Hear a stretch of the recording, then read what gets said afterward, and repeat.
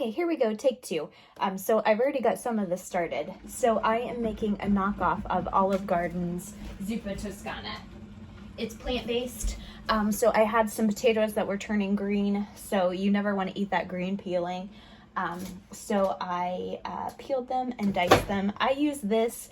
I would recommend using something like this, but not this Mueller brand. They had a recall on it and they won't give me a new one until I break this one, and I don't want to break this one and be without one. So I just try to use it and be as careful as I can. So they just make chunked potatoes, so it makes it easy to dice them. The other thing that I did was I added some cannellini beans or white kidney beans. 1 can's from Trader Joe's, 1 can's from Aldi. So I have that. And then I have about 3/4 of Trader Joe's chorizo crumbled up in there. So I just freeze this and I kind of pull out what I need. So I put that in there.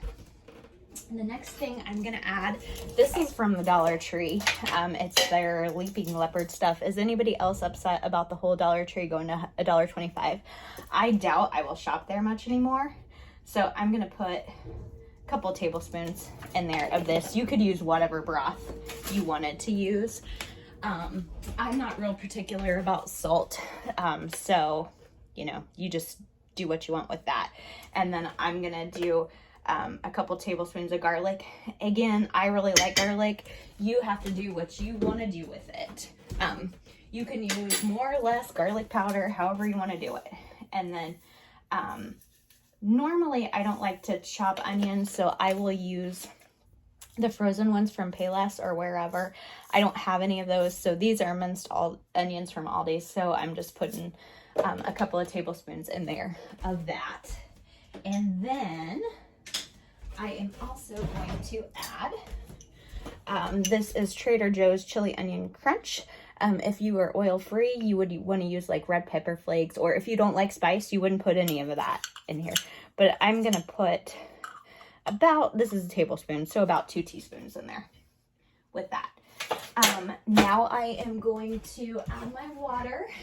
What I like to do is I like to use my tea kettle and boil it so that when it is ready to put in my Instapot, it doesn't take so long to go up. So I'm just putting a whole kettle in there. You just cover your potato soup. It's very forgiving. So what I will do is I will put this in the Instapot for about 20 minutes, let it cook. And then when it's finished, I've got some baby kale. I got this on clearance. Sometimes I'll buy it on clearance and I'll put it in the freezer. And so once the soup has cooked, then I will put it in there. I'll probably also put a little pepper in here too. But otherwise, I don't need to add any salt because all of the ingredients have salt in them. But I will Instapot it, and then when it's finished, I will add the kale, let it wilt, and it'll be ready to serve. This soup freezes really well, so if you make a big pot of it, you can put a couple containers in the freezer for later. All right, take care, friends.